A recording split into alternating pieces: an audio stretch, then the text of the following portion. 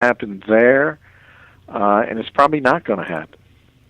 Tell you what, you brought up Philly. I noticed you tweeted the other day, and it was such a strong statement. It's because I can't believe people didn't jump on the aspect when Chip Kelly, with that whole thing going down there, and what you said about him. Now he's removed his protection, his insulation, because he's now put himself in the spotlight. Now you can't say he didn't get me the right guys, or he didn't get me what I needed, or I didn't make that call, because now you're bringing them in, you're finding them, you're picking them, you're coaching them, you're doing everything, and you now have no protection if things go wrong if you're Chip Kelly.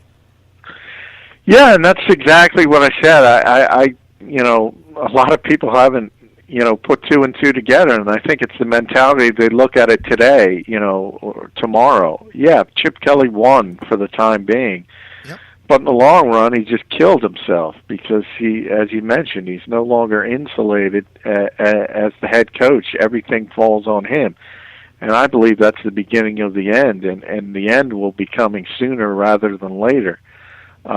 Perfect example is this year's draft. They drafted Marcus Smith, who barely got on the field this year. And people have killed the Eagles for that draft choice, and rightfully so. It was a terrible pick, at least for the short term. He could develop down the line, but you know how everything is such short attention span these days. But, the whole thought process is who's to blame for Marcus Smith? Who's to blame? Is it Howie Roseman? Is it Tom Gamble, who they fired, which started this power vacuum, or is it Chip Kelly? And that was the whole talk in Philadelphia this entire season. Who's to blame for Marcus Smith? And you know what? Nobody really knows. Now they know. Now they know. You can't, if you're Chip Kelly, you can't blame the next Marcus Smith on Howie Roseman or Tom Gamble. Everybody knows you're the guy. And unless you are tremendously successful, it's the beginning of the end. I'm telling you, Browns fans, does that sound familiar? You go all the way back to those strong teams in the 80s, man, when Marty Schottenheimer got his mad dog in a meat market, the die was cast, and it was all downhill. The next year, Modell said the coaches will not be influencing the drafting decision, and the next year, Marty was gone. Gone. Just like that. It was over, man. The minute you start overlapping those situations, you end up with problems, even when they start out great. You cannot point to many situations that are long-term successful ones like that, Yeah, it's as the NFL's developed over the years, a head coach can't do the personnel job. Can't do it. There's not enough time in the day. Yeah, There's absolutely not enough time in the day. So you can't do both jobs. So the truly successful ones are the ones. Now, it doesn't mean you can't have the power. Bill Belichick has the power. He's the perfect example. But he doesn't do the scouting. He leaves that all to his trusted personnel. Then he listens, and then he makes a decision. If you handle things that way, you can be successful. But if you want to micromanage everything, and that's the indication Chip Kelly wants to do, you're going to fail. There's not enough time in the day to do both jobs. And anyone who's been around the NFL for longer than 2 weeks understands that. But, the one thing every NFL head coach has in common is ego. And they all got to that position for a reason, and they're very successful people, and they think they can do things better than everyone else. The ones who temper that and at least have some trusted advisors are the successful ones. The ones who don't understand that, they can't succeed. Absolutely. John McMullen from the Sports Network joining us here on the Sports Fix. I'm J-Rock. We're talking Browns. We're talking dysfunctional franchises. Let's segue from that into the ones that get it right way more than the rest of them. Let's look at the divisional playoff round coming up here, and it's easy to see. Even when you just look at the teams that are left and the quarterbacks for the most part, you go, oh, well, it makes sense why these teams are where they are, man, because they've found their guy. They've developed their squad. I mean, whether no matter who you pick out of all 8 teams here, they've got their guy, and he's one of the top 8 or 10 or so in the league. Yeah, I mean, obviously it's a quarterback-driven league, and you have to have successful play at that position. It remains to be seen, how people rate. Everyone loves to use that term, elite. And obviously guys like Manning and Brady and Rodgers are certainly there. And then you have the next tier, and, a guy like Joe Flacco, I think, John Harbaugh caused a lot of ruckus by calling him the best quarterback in football. And people kind of snickered, and rightfully so. He's not with those guys. But if he changed one word, and he said he's the best playoff quarterback in football, he's got a strong argument. The guy's got 10 postseason wins since 2008. Nobody else has even half of that. He's got 7 road wins, most in NFL history. And in this 5-game run the Ravens have, he hasn't thrown an interception. So 5-game playoff run.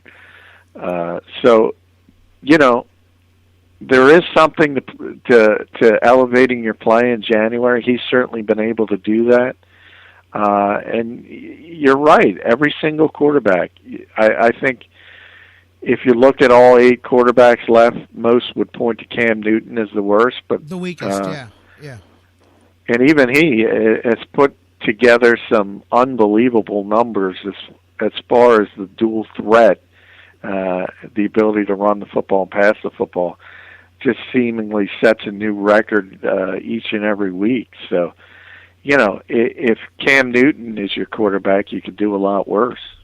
Oh, absolutely, But, I mean, that was it. You nailed right what I thought. As soon as I look at the 8, I go, well, clearly, Cam Newton would be the last. And even then, same words I would use, you do worse than that, I'll deal with that scenario. I mean, he's not even my favorite human being necessarily, but he's getting in, growing into that role there in Carolina and continuing to expand. Hey, we might as well start there with those Saturday's games. You brought up those 2 quarterbacks and a couple of good ones on Saturday. This wild card and divisional weekend, always my favorite because all the games are, spotlighted and you get 2 on each day, and you get to. And I have nothing this weekend. I'm not going to be fracturing my eye socket this weekend wrestling, so I will be able to enjoy some. Yeah, they tell you it's fake, John McMullen, but don't believe the hype. But anyways, I get to enjoy all 4 of these, man. Baltimore, New England. You talk about Flacco going on the road and producing in the playoffs. We don't need to talk about Brady and Belichick and what New England does, man. What do you think happens there?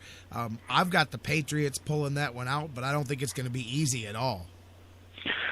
No, I don't think it's going to be easy. I mean, we just talked about the Ravens on the road. 2 of those wins were in Foxborough, so nobody has been able to go there and win except the Ravens. And, a couple of years ago, they won the AFC Championship game there en route to the Super Bowl. So if there's one team that's not going to be overtaken by the moment, it's Baltimore, because they know they've done it before. And most people go to Foxborough and they're beaten before they get off the bus. They say, oh, God, here we are. And they see Belichick, Brady, and the game's over. Before they even kick it off. Baltimore's not like that. They know how to win in January. They've done it in the past. They're confident. And I think it's going to be a lot closer than people think.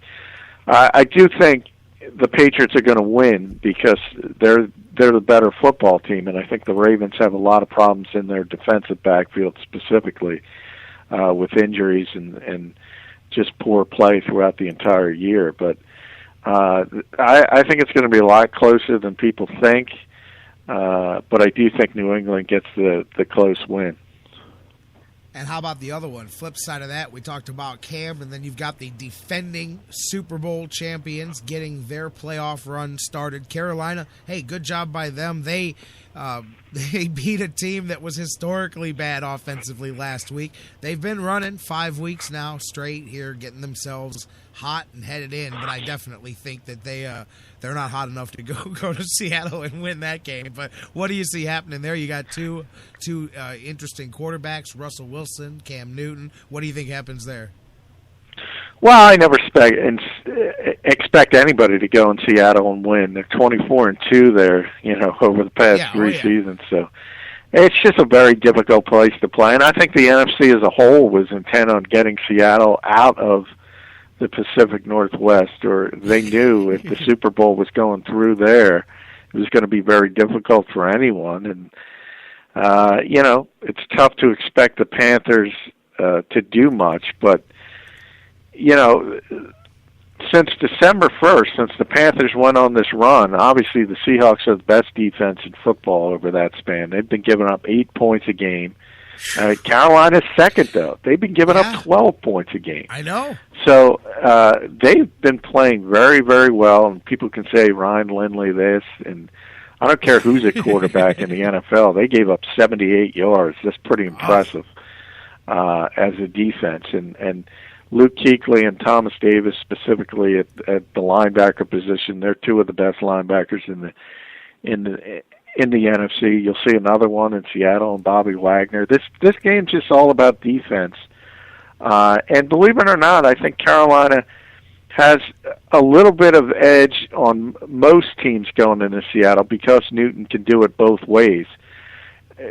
You're not going to do a lot against that Seattle defense. So you're going to have those unconventional plays where things break down and maybe get a 30, 40-yard run from your quarterback, and nobody does that better than Cam Newton. All that said, though, I mean, the Seahawks are just dominant. They're too good. I think it's going to be low scoring, obviously, with these two defenses, but the Seahawks will win it pretty handily. Yeah, Jonathan Stewart, one thing to get going, Arizona, that's cool, but that Seattle defense on the road, they'll need to get something there. But as you said, Cam helps with the dual threat, but I absolutely agree with you there. I think Seattle is just too strong. But, yeah, man, top two defenses in the last month and a half, locking horns there, should be a smash-mouth game there. And then, of course, on Sunday, couple of other games here to set your Final Four, and it's going to be a Final Four next week. Cannot wait. Dallas and Green Bay, that one, I'm looking forward to that for the simple fact that it's a frozen tundra, and hopefully it's nice and cold. I love playoff Green Bay football. I'm a big mark for cold weather football. I'd say Cleveland playoff football, but we don't ever get there. Otherwise, I would be, because I love cold weather football. I love the steam coming off the guys and smash mouth cold weather playoff football. Dallas and Green Bay, a rematch of the Ice Bowl, 50 years in the making. Yeah, we finally get the rematch. It's not going to be as cold, though, at least early on. It's going to be 23, supposedly. It's still early in the week, but and it could change. But that's not bad for Green Bay this time of year, and everybody will take that. Interesting, we always talk about weather in Green Bay, and rightfully so because of the history. But, I got news for you. The Packers don't want it cold. They really don't. This is not the 1967 Packers that won the Ice Bowl. This is Aaron Rodgers. This is the explosive Packers. They'd rather have this game in 70 degrees and score 45 points. Believe it or not, I think the weather is more desirous for the Cowboys in that you understand, now not that they're going to do well in it, but everyone is hurt by the weather. Even people handle it better. And when you look at the strengths of this Green Bay team, it's the explosive offense, it's getting the lead, which they seemingly always do at Lambeau. It's being up 14-0 in the first 5 minutes of the game, and then you let what's a flawed defense tee off. What they can't do is stop the run, and obviously Dallas has maybe the best offensive line in the game in DeMarco Murray. And, they have a very, very difficult time in pass coverage when they can't get that pass rush going. And the only time they ever get that pass rush going is when they have that 2-touchdown lead. So I think the key to this game, everyone points to the fourth quarter. I think the key to this game is the first quarter. And I think if Dallas can withstand that first punch you always get on the road, and they're not down 14-0 in the first 5 or 6 minutes, I think this is going